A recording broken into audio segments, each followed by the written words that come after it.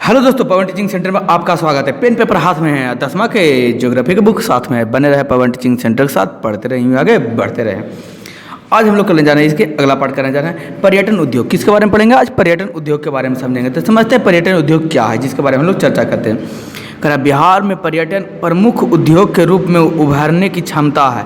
कह बिहार में जो है प्रमुख उद्योग के रूप में उभरने की क्षमता है। ऐतिहासिक परिप्रेक्ष्य से अंतर्राष्ट्रीय महत्व के बिहार के स्मारकों एवं खंडहरों को ख्वाहित प्राप्त है। कह ऐतिहासिक ऐतिहासिक परिप्रेक्ष्य से अंतर्राष्ट्रीय महत्व के बिहार के स्मारकों एवं खंडहरों की ख्याति प्राप्त है। कौन याति प्राप्त है? ख्याति प्राप्त है। यहाँ की सांस्कृतिक विरासत, धार्मिक स्थल, प्राकृतिक सौंदर्य पूरे संसार के लोगों को आकृष्ट करने की क्षमता रखता है। देखा जाए तो यहाँ के जो है सांस्कृतिक विरासत, धार्मिक स्थल, प्राकृतिक सौंदर्य पूरे संसार के लोगों को आकर्षित करने का क्या रखता है? विरासत में रखता है। बिहार के पर्यटन मानचित्र में बौद्ध मठ मंदिर, जैन मंदिर, सिखों के गुरुद्वारे और सूफी संत के दरगाहों मौजूद है। अगर देखा जाए तो बिहार के पर्यटन मानचित्र में देखा जाए तो बौद्ध मठ मंदिर, कौन मठ मंदिर? बौद्ध मठ मंदिर, जैन मंदिर, सिखों के गुरुद्वारे और सूफी संत की दरगाह मौजूद है। पर्यटन स्थल में देखा जाए तो बहुत सारा क्या है? मंदिर है, मस्जिद है, गिरजाघर है और बहुत सारे ऐसे स्थान है जहाँ पर क्या है पर्यटन के लिए प्रसिद्ध है, आप कह सकते हैं प्रमुख है। इन पर्यटन स्थलों में राजगीर, पाटलिपुत्र, वैशाली, बोध गया, नालंदा, पावापुरी, पटना साहिब, गया, सुल्तानगंज, वाल्मीकि नगर, देव, सोनपुर, सासाराम, मनेर, बिहार शरीफ जैसे अनेक स्थल प्रसिद्ध हैं। क्या इसमें देखा जाए स्थल में राजगीर थे, राजगीर के साथ साथ पाटलिपुत्र, वैशाली, बोध गया, नालंदा, पावापुरी, पटना साहिब, गया, सुल्तानगंज, वाल्मीकि देव और बहुत सारे ऐसे जो हैं जो भी क्या है बिहार शरीफ में स्थित है। बिहार में स्थित है, कह सकते हैं बिहार शरीफ में भी क्या है स्थित है। बिहार में इन उद्योगों पर विशेष ध्यान नहीं है। देखा जाए तो बिहार में इन उद्योगों पर विशेष रूप से ध्यान नहीं दिया गया है। फिर भी यहाँ राष्ट्रीय और अंतर्राष्ट्रीय पर्यटन की संख्या में वृद्धि हो रही है। उसके बावजूद भी देखा जाता है यहाँ तो राष्ट्रीय और अंतर्राष्ट्रीय पर्यटन की संख्या में क्या चीज़ होते जा रही है? धीरे धीरे वृद्धि होते जा रही है। सरकारी रिपोर्ट 2007 से 8 के अनुसार, किसके अनुसार? 2007 से 8 के अनुसार वर्ष 2003 में 61.30 लाख तथा 2006 में 1.07 करोड़ पर्यटक बिहार में आए हैं। अगर देखा जाए 2007 में देखा जाए 2007 और 8 के अनुसार देखा जाए तो कितना आया है? लगभग 3 में देखा जाए तो लगभग 61 आए हैं। और 2006 तक में कितना बढ़ गए? 1.06 करोड़ बढ़ गए, पर्यटन बढ़ गए। यानी कि कहने का मतलब कि क्या हो गया? बिहार के पर्यटनों में क्या वृद्धि होती चलेगी धीरे धीरे। इसमें 2007-8 में बिहार में पर्यटन विकास निगम 156 लाख लाभ हुआ था। बिहार पर्यटन विभाग से क्या हुआ? 156 लाख रुपया क्या हो गया? लाभ प्राप्त हुआ। इतना पर्यटन से सिर्फ हुआ, जो कि पिछले वर्ष की अधिक वर्ष 2006 के पर्यटन में आगमन की तालिका 1.2 में स्पष्ट है। दिया जा रहा है कि 2003 से लेकर 2006 में कैसे कितना पर्यटन में वृद्धि हुआ, किसका कितना योगदान रहा जो दिया हुआ। देख रहे हैं डाटा में दिया था 2003 में इतना ही थे, विदेशी यात्री इतना था, टोटल इतना, या भारतीय यात्री इतना, विदेशी यात्री इतना और जोड़ के टोटल इतना। फिर 2005 में भारतीय इतना भारत में बढ़ गया, विदेशी भी क्या हो गया? बढ़ गया, टोटल में भी तो बढ़ ही जाएगा। 2006 में भी बढ़ गया और ज़्यादा भारतीय पर्यटन बढ़ गए, विदेशी पर्यटन भी बढ़ गए और योग भी बहुत ज़्यादा हो गया। यानी कहने मतलब बिहार में भी क्या चीज़ हो रहा है? बिहार में कह सकते हैं बिहार में जो पर्यटन जो है बढ़ता ही जा रहा है। किसकी दृष्टि से? अभी राजगीर में देखिए, राजगीर में पर्यटन स्थल ग्रास बीच बनाया गया है और जू भी बनाया गया है और घोड़ा कटर रहे हैं और बहुत सारे ऐसे शांति बुद्ध है, शांति स्तूप है, घूमने का बहुत ऐसा चीज़ है जहाँ पर क्या किया जा रहा है? घूमा जा रहा है। क्या स्रोत? बिहार सरकार आर्थिक सर्वेक्षण 2007 से 8 में।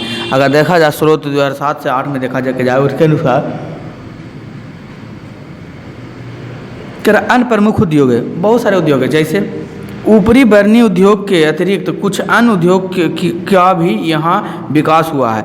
इनमें बरौनी के तेल शोधक कारखाना, किसके तेल शोधक कारखाना? बरौनी के तेल शोधक कारखाना। और पेट्रो रॉयल उद्योग स्थापित किए हैं। कौन रॉयल स्थापित किए हैं? पेट्रो रॉयल्स उद्योग स्थापित किए हैं। मुंगेर में बंदूक, पूर्णिया कीटनाशक उद्योग और बेतिया में प्लास्टिक उद्योग स्थापित किए गए हैं। देखा जाए पर्यटन उद्योग के बावजूद और बिहार में बहुत सारे उद्योग को स्थापना किया गया जो बहुत बढ़ चढ़ के भाग ले रहे हैं। जैसे जैसे वृद्धि होते जा रहा है, बूंदी उद्योग, पूर्णिया में कीटनाशक उद्योग का स्थापित किया गया है। कहलगांव, कौन गांव? कहलगांव। बरौनी तथा काटी में ताप विद्युत केंद्र स्थापित है। देखा जाए तो बरौनी में तथा काटी में ताप विद्युत केंद्र स्थापित किया गया। नालंदा में कोल्ड स्टोरेज और आलू से संबंधित पाउडर चिप्स उद्योग खोले गए हैं। देखा जाए तो नालंदा में कोल्ड स्टोर है, आलू के कोल्ड स्टोर देखिए बहुत सारे नालंदा जिला में भरे हुए हैं। पवन सुत कोल्ड स्टोर है, किसान कोल्ड स्टोर है, पहाड़ी कोल्ड स्टोर है, बहुत सारे कोल्ड स्टोर भरे हुए हैं यहाँ पर। कहाँ? आलू रखने के संदर्भ में। आलू से संबंधित पाउडर चिप्स उद्योग खोले गए हैं। हाल ही में भारत सरकार द्वारा 4 वृहद औद्योगिक इकाइयों की आधारशिला रखी गई है। देखा जाए तो हाल ही में देखा जाए भारत में क्या चीज़ 4 औद्योगिक इकाइयों की आधारशिला रखी गई है। कहाँ कहाँ? हरनौत में रेलवे कोच फैक्ट्री, हरनौत में कोची खोला गया है? रेलवे कोच फैक्ट्री खोला गया है। राजगीर में आयुध कारखाना, कौन कारखाना? आयुध कारखाना। चंडी में जैविक खाद कारखाना, चंडी में जैविक खाद कारखाना तथा दरियापुर छपरा में रेलवे चक्का निर्माण उद्योग।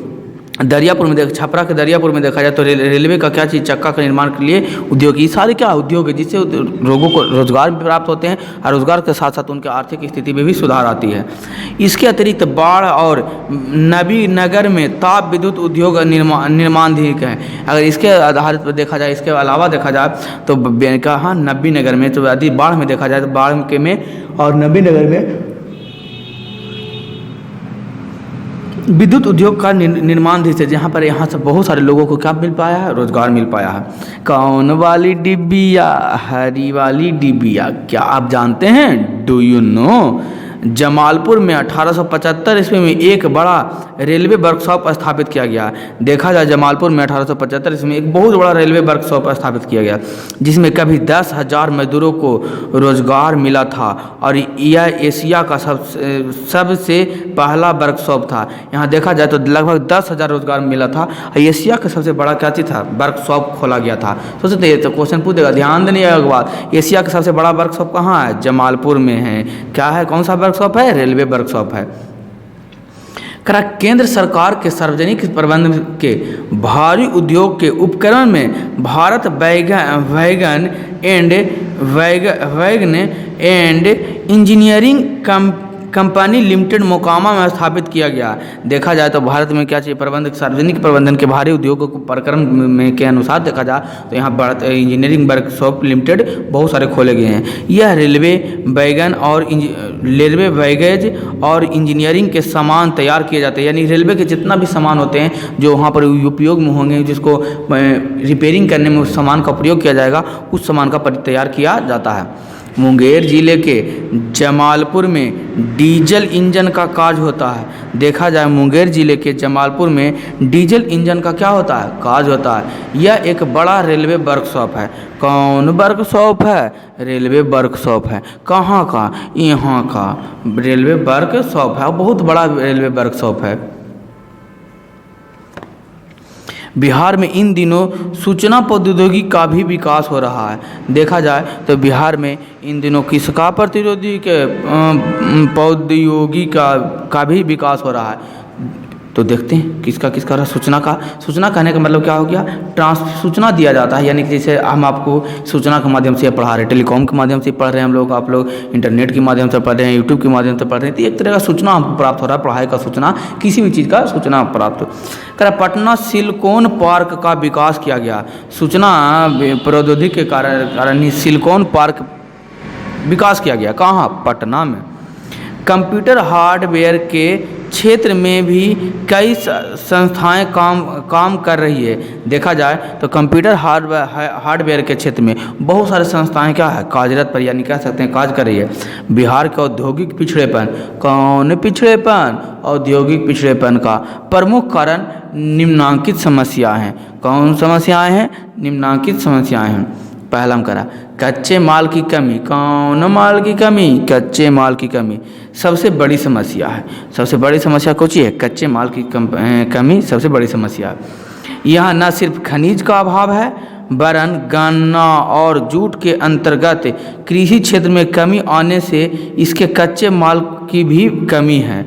देखा जाए तो यहाँ पे सिर्फ काची की नहीं समस्या, कच्चे माल की भी कमी नहीं है और इसके साथ साथ बहुत सारे खनिज का अभाव भी यहाँ पर है। जूट के अंतर्गत जूट का जो कारोबार होता है, उद्योग होता है, उसमें कच्चे माल की आवश्यकता होता है, वो भी कच्चे कृषि से प्राप्त होता है, तो कृषि का भी यहाँ अभाव है। अतः इसे संबंधित अनेक कारखाने बंद हैं और इसके जो कच्चे माल से संबंधित जितने भी कारखाने हैं सारा क्या है? बंद है, क्योंकि बिहार में उतना कच्चे माल पर उपलब्ध नहीं प्राप्त हो पा रहे हैं। दूसरा हम करा संरचनात्मक सुविधाओं की कमी। कौन सुविधाओं? संरचनात्मक सुविधाओं की कमी, परिवहन, ऊर्जा भंडारण की कमी, बाजार की कमी। करा संचारात्मक सुविधाओं की कमी, परिवहन, ऊर्जा भंडारण की कमी, बाजार की कमी, इस सारी चीज़ की क्या चीज़ कमियां देखा जा रहा है। कहाँ? बिहार के अंतर्गत देखा जा रहा है।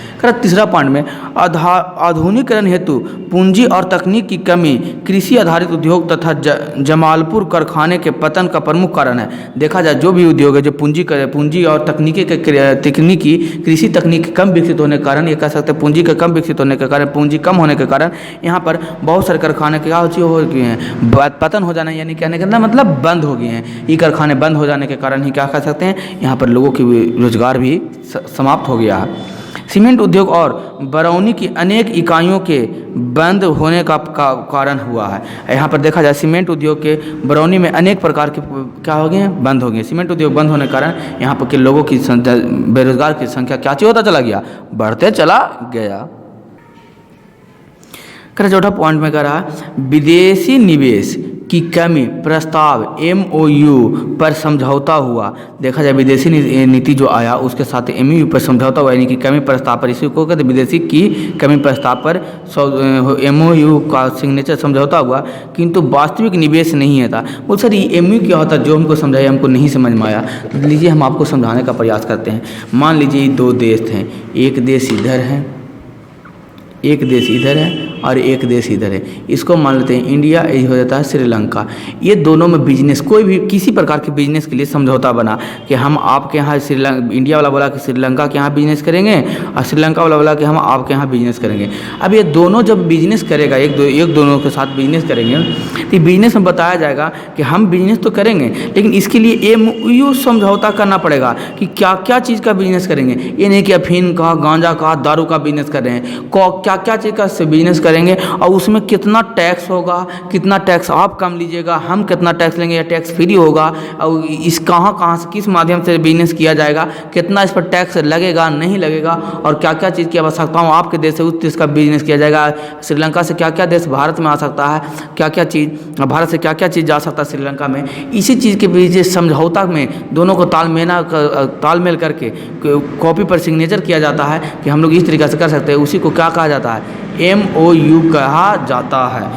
उम्मीद करते हैं आपको MOU समझ में आया होगा। MOU किंतु वास्तविक निवेश नहीं है। उपभोक्ता उद्योग में रुचि है जबकि आधारभूत उद्योग में कोई रुचि नहीं है। देखा जाए उपभोक्ता उद्योग में रुचि है, जो भी उपभोक्ता के सामान मिलते हैं उसमें लोग रुचि लेते हैं, उस ज़्यादा चलता है, लेकिन आधारभूत उद्योग में कोई रुचि नहीं होता। आंतरिक पूंजी भी मूलतः हॉस्पिटल और होटल उद्योग में लगे रहे हैं। आंतरिक पूंजी जितना भी ज़्यादा पैसा लगता है कोची में लग जाता है? हॉस्पिटल में और होटल में लोग पैसा लगा देते हैं, और बाकी दूसरे चीज़ में पैसा इतना नहीं लगा पाते हैं। यही कारण कि हॉस्पिटल और होटल अधिक मात्रा में चलते हैं। इसमें पूंजी की निवेश की आवश्यकता बहुत ही अधिक है। जिसमें शीघ्र ही लाभ मिलता है। यही कारण है कि इसमें तुरंत ही लाभ होगा। हॉस्पिटल खुलेगा तुरंत भीड़ लग जाएगा, होटल खुलेगा तुरंत भीड़ लग जाएगा, लेकिन दूसरे बिजनेस कीजिएगा तो आपको शीघ्र ही लाभ प्राप्त नहीं हो सकता। फिर भी नई औद्योगिक नीति 2006 के आने और वर्तमान राज्य सरकार द्वारा नए निवेश को प्रोत्साहित करने के लिए उठाए गए कदमों के बाद इस प्रक्षेप में काफ़ी उत्साह बढ़ा है। अगर देखा जाए तो नए 2006 में नई नीति आई थी, जिसके कारण निवेश क्या हुआ, धीरे धीरे बढ़ा है। कहाँ बढ़ा? बिहार में बढ़ा, कह सकते हैं भारत में भी बढ़ा है। और यही बढ़ा है तो काफ़ी क्षेत्र में उत्साहित माहौल बढ़ गया है कि अब लोग नहीं सिर्फ हॉस्पिटल और होटल पर ही नहीं पूंजी लगाएंगे और अन्य उद्योग पर भी पूंजी लगा सकते हैं। राज्य में निवेश के कुल 245 प्रस्ताव प्राप्त हुए हैं। देखा जाए तो राज्य में कुल निवेश का जितना 245 प्रकार के प्रस्ताव रखे गए कि ये 245 तरीके से चेंज किया जाएगा, इसमें सुधार लाया जाएगा, जिसके तहत क्या वृद्धि होगा, विकास होगा। जिसमें 57.84 हज़ार करोड़ रुपया का निवेश प्रस्तावित है। इसमें कितना पैसा खर्चा किया जाएगा? 57.84 करोड़ रुपया खर्च किया जाएगा। 1000 करोड़ है, खाली करोड़ नहीं है, 57.84 हज़ार करोड़ रुपये 245 प्रस्ताव में खर्च किए जाएंगे। राज्य निवेश प्रोत्साहन बोर्ड, जिसको कहते हैं SIPB, इनमें से 115 प्रस्तावों को अनुमोदित भी कर चुका है। टोटल 245 प्रस्ताव लाए। बोल सर प्रस्ताव क्या है? कहने का मतलब बिजनेस करने में कौन कौन सी समस्याएं होते हैं, उस समस्याओं को दूर करना है, क्या कहलाता है? प्रस्ताव कहलाता है। मान लीजिए हम क्लास ले रहे हैं, क्लास करने में क्या क्या समस्या आ सकता है? माइक का प्रॉब्लम आ सकता है, माइक के साथ मोबाइल कैमरा का प्रॉब्लम आ सकता है, इंटरनेट का प्रॉब्लम आ सकता है, एडिटिंग का प्रॉब्लम आ सकता है, यही सारा चीज़ का प्रॉब्लम आ सकता है। तो इस सारे प्रॉब्लमों को सॉर्ट आउट करना, खत्म करना है, क्या कहलाएगा? इसको कह सकते हैं प्रस्ताव कर सकते हैं कि हमको वीडियो बनाना तो ये सारे चीज़ उपलब्ध होना चाहिए, तभी हम बना पाएंगे। यानी बाजार करना है तो हमको पढ़ाना है, क्लास लेना है, यूट्यूब पर तो सारा चीज़ होना चाहिए। अगर ये सारे चीज़ नहीं हो पाएंगे तो क्या हम कर पाएंगे? वीडियो बना पाएंगे, अपलोड कर पाएंगे? नहीं कर पाएंगे। तो प्रस्ताव हुआ कि इतना 1 2 3 4 यानी 5 चीज़ का प्रस्ताव हुआ। तो इसमें हम कहेंगे कि देखो कैमरा, मोबाइल तो ज़रूरी हो गया, इंटरनेट ज़रूरी हो गया, और चलिए माइक रहे चाहे नहीं, मोबाइल से ऐसे ही रिकॉर्ड कर लेंगे, हल्का काम चल जाएगा। तो चलिए 3 को अभी ज़्यादा ज़रूरत है तो 3 चीज़ को प्रस्ताव पर पारित कर दिया जाता है, इसको जारी किया जाता है। इस तरीके से हम पारित कर सकते हैं। उसी प्रकार से यहाँ टोटल 245 प्रस्ताव पारित किया गया था, लेकिन 245 ना होकर कितना 245 के 45 प्रस्तावों को पारित नहीं किया गया, मात्र 115 प्रस्ताव को अनुमोदन दे दिया गया। या इतना पैसा इसमें खर्च हुआ, जिसमें इसमें कहा जा सकता था कि जब वीडियो बनाने इतना सामान कर देंगे तो इतना पैसा का लागत लगेगा, इतना खर्च में जितना बढ़िया कैमरा ले ले, जितना बढ़िया मोबाइल ले ले, जितना बढ़िया आप चाहे इंटरनेट ले ले, वो सारा पैसा इसमें आप लगा सकते हैं। उसी प्रकार से यहाँ लगाने के लिए अनुमोदन किया गया। 115 प्रस्तावों में 57.84 हज़ार करोड़ रुपया खर्च करने का निर्देश दिया गया, जिसमें कुल 40.72 हज़ार करोड़ रुपया का निवेश प्रस्ताव हुआ। जिसमें देखा जाए तो कुल पैसा कितना 40.72 हज़ार करोड़ रुपया का निवेश प्रस्तावित किया गया, यानी खर्चा हो गया कि इतना में टोटल इतना के लिए इतना पैसा दिया गया था, लेकिन 115 प्रस्ताव था तो उसमें मात्र 40.72 हज़ार करोड़ रुपया दिया गया है 115 प्रस्ताव में खर्च करने के लिए। बिहार औद्योगिक क्षेत्र का विकास आधारित बियॉन्ड द्वारा इस क्षेत्रफल में साहिक कदम उठाए हैं। देखा जाए Bihar industries area development authority के द्वारा इसमें बहुत सारे कार्य करने के लिए उठाए गए हैं। उनमें मुख्य बात है वर्ष 2006 से 7 में 172.45 करोड़ रुपया परियोजना लागत वाली 15 इकाइयों को जमीन दी गई है। कहा 2006-7 में कहा गया कि इतना ज़मीन पर 15 इकाइयों पर ज़मीन पर बनेगा, उसके लिए 172.45 करोड़ रुपया का योजना बनाया गया कि इस पर इतना पैसा खर्च किया जाएगा। इसके विपरीत इस वर्ष इकाई दहाई सैकड़ा हज़ार 4,218.662 करोड़ रुपया निवेश वाली 647 नई इकाइयों की ज़मीन आवंटन की गई है। इतना यानी कि इतना प्रकार के ज़मीनों को क्या किया गया है, बेचा गया, आवंटित किया गया है, दिया गया है। इस पर आप कार्य कर सकते हैं, इतना पैसा को यहाँ पर खर्च कर सकते हैं। पहले आवंटन में काफ़ी समय लगता था। पहले जो आवंटन होता था, वितरण होता था, ज़मीन का दिया जाता था, ज़मीन लिया जाता था, इसमें बहुत लंबा समय लगता था। किंतु अब बियॉन्ड ने नई इकाइयों का 24 घंटे में आवंटन की व्यवस्था की है। अब देखा जाए तो बियॉन्ड के नई इकाइयों में 24 घंटे का आवंटन की व्यवस्था की गई है। हजारीपुर में 52.5 करोड़ 52.5 करोड़ रुपया करा 1.5 करोड़ रुपया समान मूल्य शराब परिशोधन संयंत्र का निर्माण कार्य आरंभ हुआ था। करा कि यहाँ पर देखा जाए वर्तमान समय में देखा जाए तो कौन समय में देखा जाए, वर्तमान समय में देखा जाए तो कितना रुपया का आवंटन हुआ है, लगभग 24 घंटे में, 24 घंटे के अंदर ही सारा पैसे आवंटन हो जाते हैं, मिल जाते हैं। जिस संस्था को देना रहता है या दिया जाता है उस संस्था को ही पैसे क्या हो जाते हैं, प्राप्त हो जाते हैं। यही राज्य का पहला फूड पार्क भी विकसित होने जा रहा है। और यहीं पर क्या किया जा रहा है कि राज्य का पहला फूड पार्क, वहाँ पर यानी कि भोजन के नए नए तरीके, किस प्रकार से नए नए डिश और अन्य प्रकार के चीज़ों को उपलब्धता कराया जाएंगे।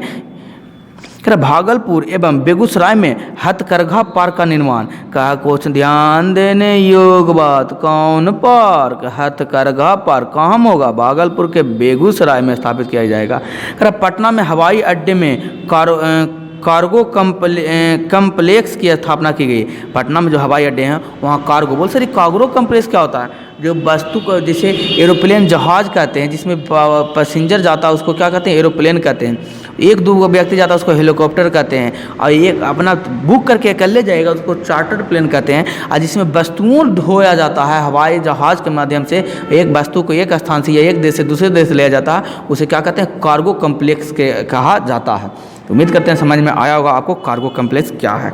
तो कार्गो कम्प्लेक्स पटना में विकसित किया जा रहा है, यानी कि आप जल्दी से जैसे स्पीड पोस्ट करके आप वस्तु को भेज सकते हैं एरोप्लेन के माध्यम से और मंगा सकते हैं। फतुहा में अंतर्देशीय कंटेनर डिपो की स्थापना होने जा रहा है। अब फतुहा में जो कंटेनर देखते हैं, बड़का मूवी में देखते होंगे साउथ वाला में समुद्र के किनारे बड़े बड़े कंटेनर लगा रहता रखा रहता है, उस कंटेनर का भी स्थापित हुआ है। या आप जहाँ जाते होंगे जहाँ मालगाड़ी पर भी कंटेनर लोड होकर आते जाते रहते हैं, उसमें बहुत सारी चीज़ वस्तुएँ आते जाते रहते हैं। परिवहन, कौन वाहन, परिवहन। बिहार का अधिकतर भाग मैदानी है। किसका भाग, बिहार का। कौन भाग, अधिकतर भाग कौन दानी है, मैदानी है। इसलिए यहाँ परिवहन के प्रायः सभी स्थलीय साधनों का विकास हुआ है। कौन साधनों का विकास हुआ, स्थलीय साधनों का विकास हुआ है। इसका उत्तरी भाग बाढ़ प्रभावित रहता है। इसका कौन भाग, उत्तरी भाग कौन प्रभावित रहता है, बाढ़ प्रभावित रहता है। यहाँ पर जितने भी परिवहन में बिहार में उत्तरी बिहार को देखा जाए तो हमेशा बाढ़ से डूबे रहते हैं, इसलिए वहाँ पर परिवहन को ज़्यादा विकसित नहीं किया जा सका।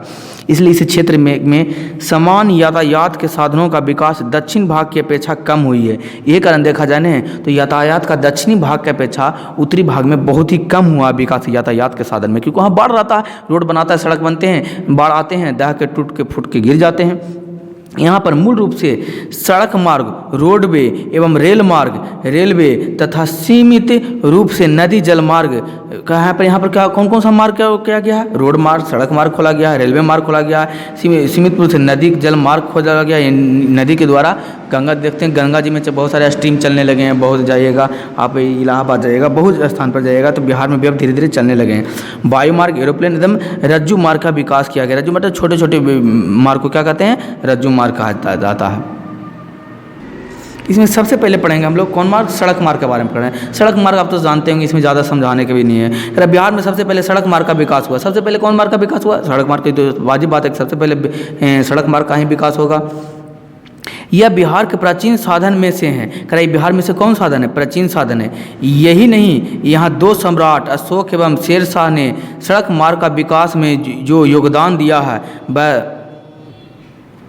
वह योगदान स्वर्ण अक्षरों में लिखने योग्य है। कौन अक्षरों में लिखने योग्य, स्वर्ण अक्षरों में लिखने योग्य है। यहाँ का जो दो सम्राट थे अशोक एवं शेरशाह, सड़क मार्ग का विकास का योगदान दिया है।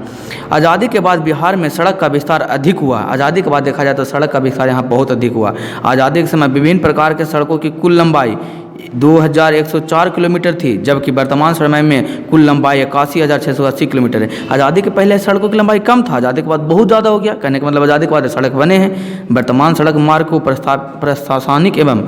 प्रशासनिक एवं कर्मिष्ठ दृष्टि से 5 वर्गों में रखा गया है। इसको कई वर्गों में रखा गया, 5 वर्गों में रखा गया है, जिसकी लंबाई के हिसाब से दिया गया है। इसके बारे में हम आगे कल पढ़ेंगे। दोस्तों अगर आपको वीडियो अच्छा लगा तो लाइक और शेयर और सब्सक्राइब करना ना भूलें। बने रहे पब्लिक टीचिंग सेंटर के साथ, पढ़ते रहिए, आगे बढ़ते रहें। अंत में मैं आपको यही कहूँगा, छोटे को प्यार करें, बड़े को सम्मान करें, अपना व्यक्तित्व इस तरीक़ा से कायम रखें कि आपके साथ रह रही स्त्री भी सुरक्षित महसूस कर सके। अंत तक आपका वीडियो देखने के लिए धन्यवाद।